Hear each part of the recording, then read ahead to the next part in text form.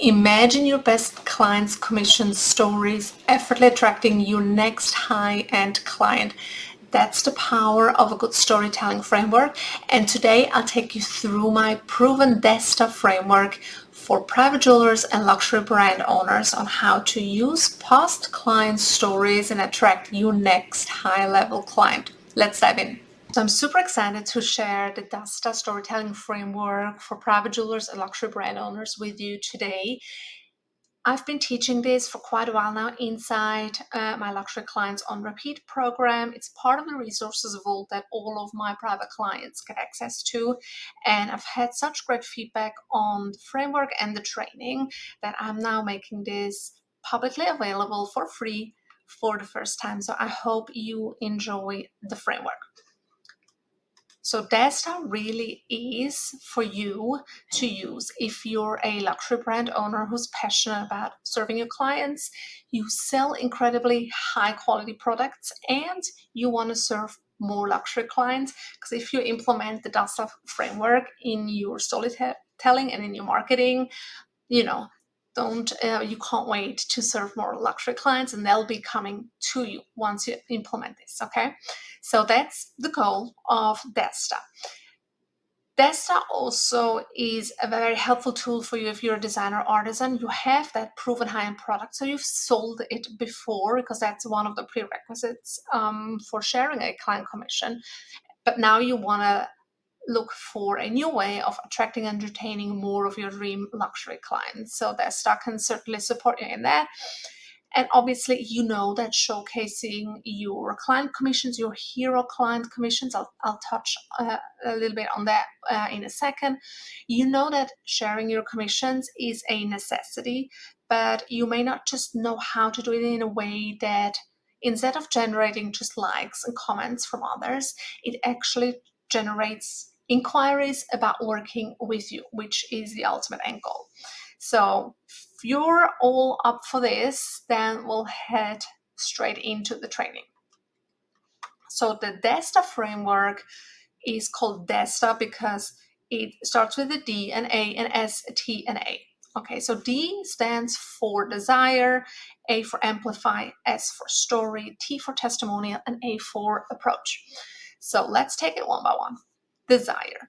First off, we want to start with the desire or even issue and problem that the client had before reaching out to you. Now, we're selling a luxury product. We're selling something high-end. We're not selling a necessity, right? We're not selling water and bread that people need to survive. Okay, luxury jewelry is something that's luxury, something that's not necessary. So it kind of focuses more on the desires than actually solving a real issue or a problem. Now, sometimes we do have a desire and an issue kind of working together in jewelry. For example, when you're redesigning something that doesn't fit or that is not the style that the client wants, that's a minor issue, really nothing, first world luxury problems.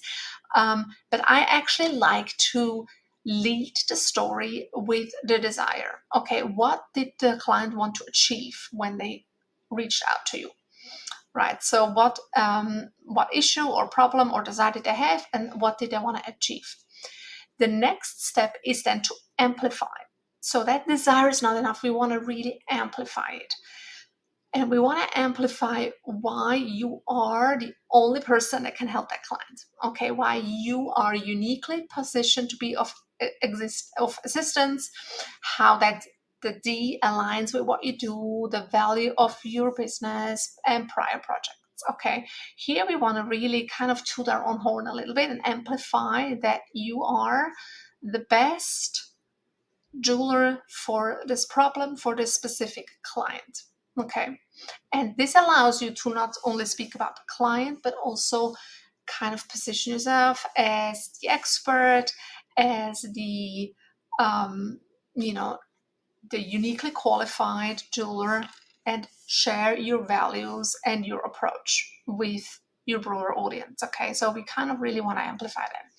Then we pack in the story. So what happened next? What did you do? The step by step. We want to give a little bit of step-by-step information, not too much. We don't need a full breakdown of the technical steps that you took to create a product, craft a product, but high level, kind of what were the steps that you took the client through, so that the client can put themselves into the shoes of the client. Whoever is watching can put themselves into the shoes of the client.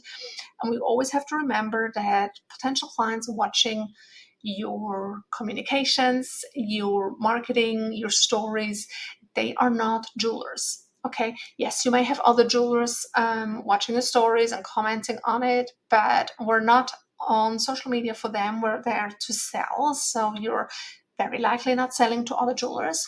They can make their own jewelry. So you're selling to someone who is not an expert in your trade and has no interest in becoming an expert in your trade.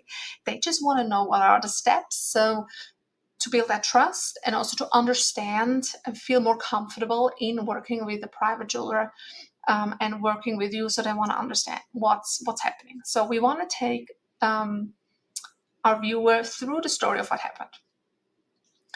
Then we have the testimonial. Okay, so here you can say what a client said about the experience and the outcome. So we have two parts of the experience of the testimonial that we want to touch on. So the experience, how was it working with you? And then what was the outcome? Oh, I love the ring so much. Now I finally have XYZ. So we want to talk about the experience, how it was, and then the final product. Okay. And here's the key. We're not stopping with just the testimonial. Okay. I see that happening a lot of times when I'm looking at jewelers' stories, that, some of the DAS happens. Usually it's a bit backwards. So a lot of the focus on the steps and then the testimony.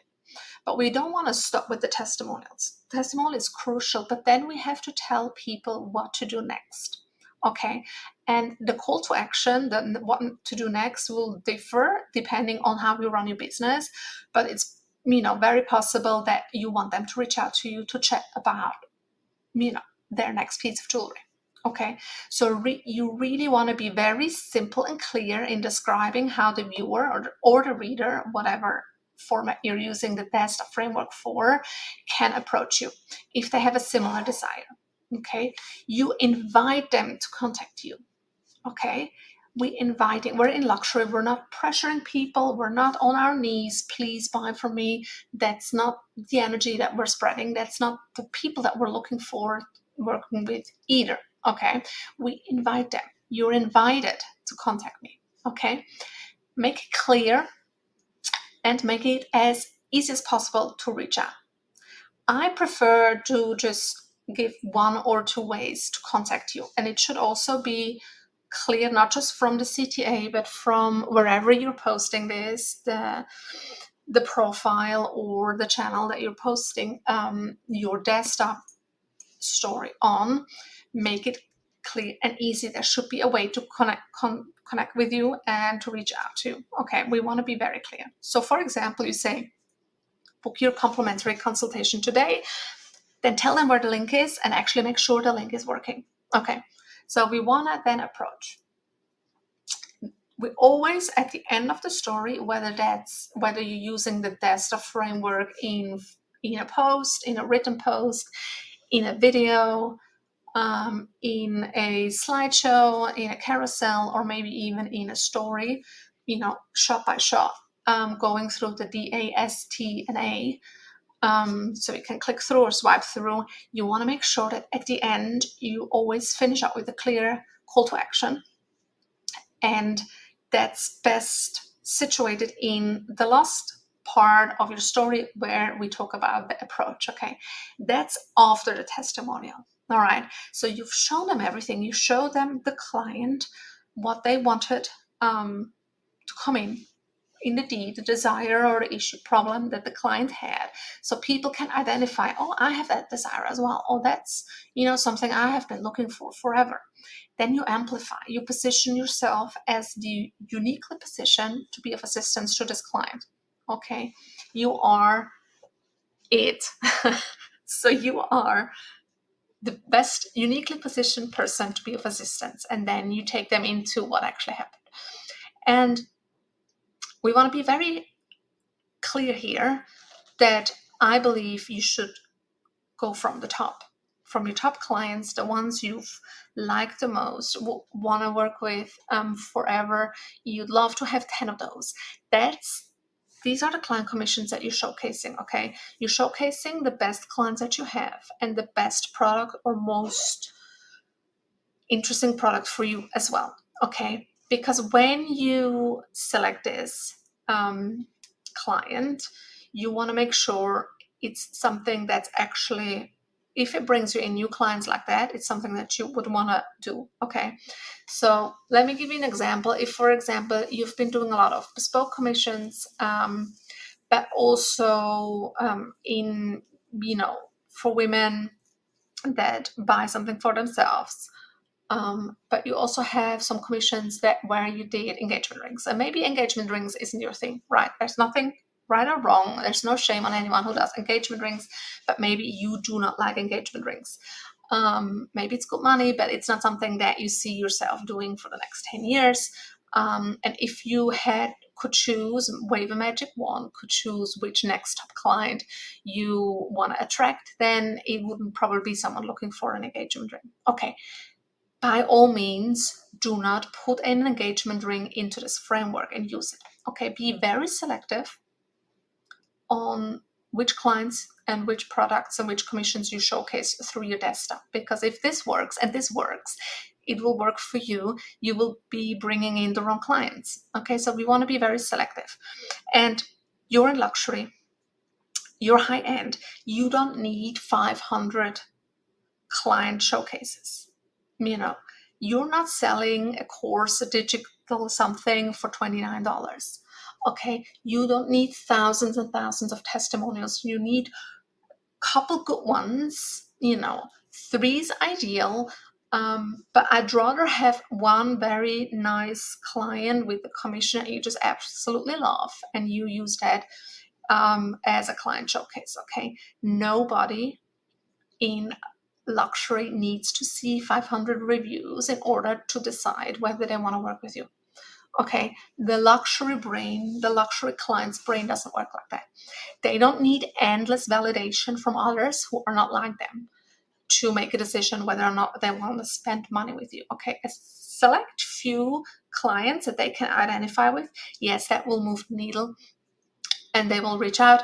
And so if you have 1 client, 2 clients, 3 clients, be very discerning in who you're showcasing here as well. Okay, using the DASTA framework. All right, do you want to have a look at an example? I think you do. Might as well, right? So this is a fictional story used to illustrate. Okay, so I can take you through the framework one more time and you can kind of see how you could use that. Okay, you don't have to write an essay. This can be short and sweet. This can be a bit broader if you're doing a long form, maybe writing an article somewhere, or maybe on LinkedIn where you can have a bit more space to write. But if you're on more short form, if you're on Instagram, for example, you could even do one story slide in your stories, or have a carousel on your feed and then pin it to the top. You want to pin your DASTA post to the top or highlight it, depending on which platform you're posting it. You should post it on all of them, but that's not today's topic. And pin it so that at least one of the pinned top posts that everyone sees is your hero client's DASTA post. Okay, so let's go through that. And this is a fictional story, so don't come at me with, oh, this is not possible, or if there's any technical jewelry stuff in there that you think, well, this is weird. This is fictional, and I'm not a jeweler. I'm a luxury business coach, so forgive me. This is just to illustrate. Okay, so we have Jenny, and Jenny had the desire. So for the desire, we would say something along the lines of, well, Jenny had inherited wonderful jewelry from her paternal grandmother, but most of the rings were too small for her to wear. Okay, so she reached out to me, I'm being the jeweler, to investigate ways to repurpose the heritage jewelry into a more modern design that would be made to her size. Okay, so her desire little bit of a problem in there because she really wants to wear this jewelry, but it's just too small.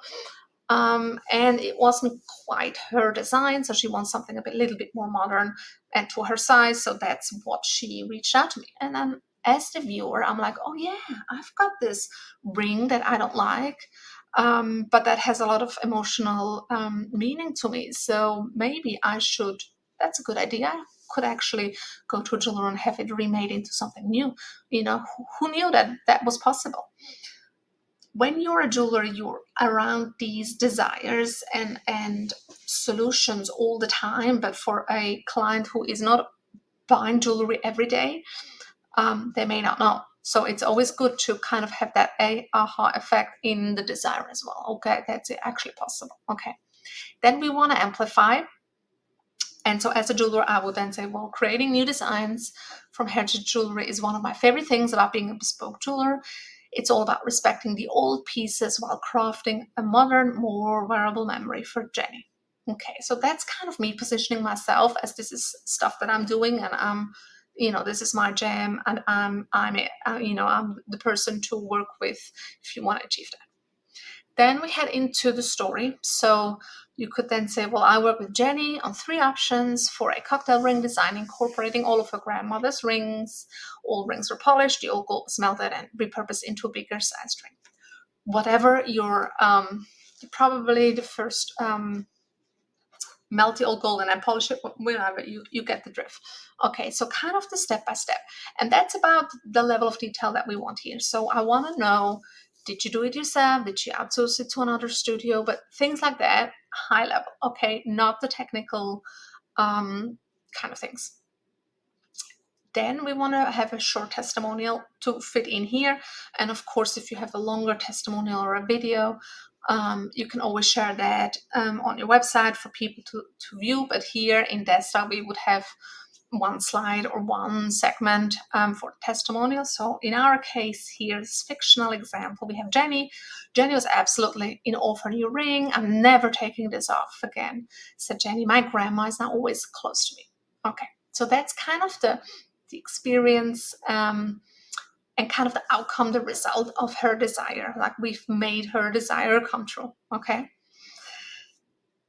And then we're not stopping, as I said, we're not stopping with the testimonial. We then head into the approach. So the last phase of the DASTA framework. So do you have unworn jewelry that you have inherited from someone special? Kind of going back to that desire. Is that maybe for you? Trigger that. Maybe it doesn't fit or isn't quite your style, but the item has meaning to you. Have it artfully recrafted, just like Jenny's ring, and wear this bespoke memory for years to come. Book a complimentary consultation with me here, and then the link to discuss what's possible. Okay, not force feeding, just invite. Hey, book it. If you, if that's something that you want as well, I'm over here, available. Book here. Okay, you tell them what to do. Okay. And as I said, give 1 or 2 ways. Don't give too many options, because if people have too many options to contact you, if you give them your WhatsApp, your Snapchat, whatever it is, people are like, oh, which one should I pick? And they're going to pick nothing. Okay, confused people don't buy. So make it very, very simple. And obviously the contact methods will differ for you again and again. All right.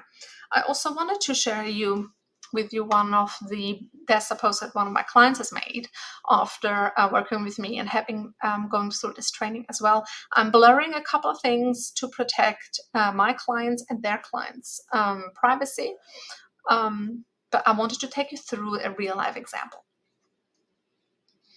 So we have a bespoke ring, and in the first paragraph, my client goes into the desire. So her client was looking for a yellow colored stone. She had passion for colored gems. She wasn't quite sure where to go, or the specific piece that she wanted, but she had that desire for something with a yellow colored stone, and she wanted something bespoke for herself. So that's perfectly valid, in my book, a perfectly valid reason to reach out to a private jeweler. That's a desire. We're in luxury. We're not going to be apologetic about it. This is people that can afford it. And they come to you, because they can afford and they want something nice, and you will help them. Then she goes into her Amplify And this is something that this designer, private jeweler, is really doing well. So she's going into explaining how sourcing exotic gems and creating one-of-a-kind pieces is really their long-term, lifelong passion. We enjoy bringing in they have 40 years of expertise in the field of gemology. We value the personal touch and connection beyond all. Okay, so this is where you can really infuse your personal way of doing things, your brand values. This is where we have all of that, pack it into a neat little paragraph. Okay. And so this positions you as the perfect person to help the client with their desire. So then they go into the story, what happened. We know we did this, we educated her, showcased some color gems, etc., etc., and what they finally decided on a particular size and shape, and then they started producing, handcrafting it at their studio. Very high level. Okay, not too much jewelry jargon and all of that. Okay. Then we have the testimonial part, the key part. So she said she absolutely in love with it. I fall in love with color gems, want to add more to my collection. Okay, that's something we want to hear, right? So she's got a repeat client in that. They had a little laugh, shared a moment. It was a journey of self-discovery, of her passion for beautiful things. So that's really the outcome of it, beyond the simple kind of she got her ring that she wanted. Okay, we want to have more emotional meaning to it as well. Okay, and then she goes into the approach. So, how can you approach me? How can you work with me? Invite people into your business. So if you'd love to go on an adventure, yada, yada, yada, find your own unique design, book your online or face-to-face chat with us here at this link. Okay, so this is one way of using DASTA in real life, and I've given you a more fictional story as well to work through. And that's a really good example of how we can use a client's commission to actually start a conversation with new clients. Okay, if you've been in my little corner of the internet for any amount of time, you know that I always first look at our existing clients, how to increase sales with them, and then leverage what we know about our best clients into attracting new clients. Okay, and that's one of the steps where we take the bridge from our existing clients into attracting new clients. It's a DASTA framework, and that's why it's so uniquely powerful, because you get to showcase your hero clients.